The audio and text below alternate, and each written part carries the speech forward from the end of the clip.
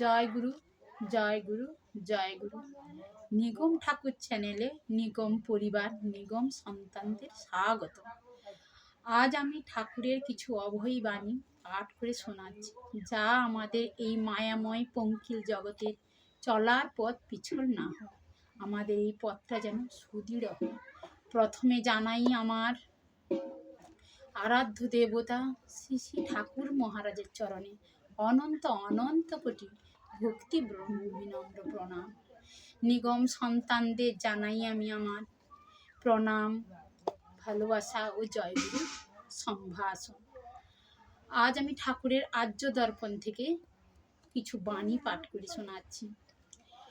তোমরা আমাকে গুরুত্বে বরণ করিয়াছ, তোমাদের উপর আমার স্নেহ চিরকাল অটুটভাবে থাকিবে, সন্দেহ নাই।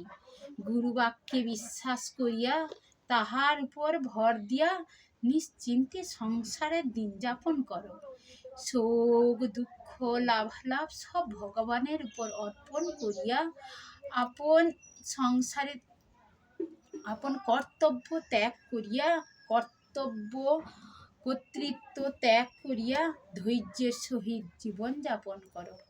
বিপদে সম্পদে সমভাবে তাহার ভরসা করিয়া থাকিবে। কামনা বাসনা দাস হইয়া প্রধান দাবি নষ্ট করিও না। চঞ্চল মনের বশবর্তী হইয়া নিত্য নতুন পদ্ধতি কল্পনা করা নিতান্ত ভ্রমাত্মক। মানব যেমন অবস্থাতেই থাকুক না কেন, তাহার জীবনের লক্ষ্য আর উদ্দেশ্য ঠিক রাখিতে হইবে এবং তদানুসারে জীবন যাপন করিতে অভ্যস্ত করিতে হইবে। নিত্য লক্ষ্য উদ্দেশ্য পরিবর্তন করিলে কোনো দিন কেবল লক্ষ্য ভ্রষ্ট হইবে না। মনকে শান্ত রাগ করিয়া যেরূপ ভাবে দিন যাপন করিতে চাও, তাহা ঠিক করিয়া নিশ্চয় করিয়া দৃঢ়ভাবে চলিতে থাকো।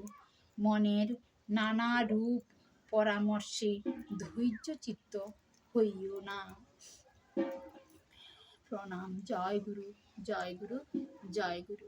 আমার এই ক্ষুদ্র বাণীটুকু, অভয় বাণীটুকু আর্য দর্পণ থেকে পাঠ করে শোনালাম। ভুল ত্রুটি হলে ক্ষমা মার্জনীয়।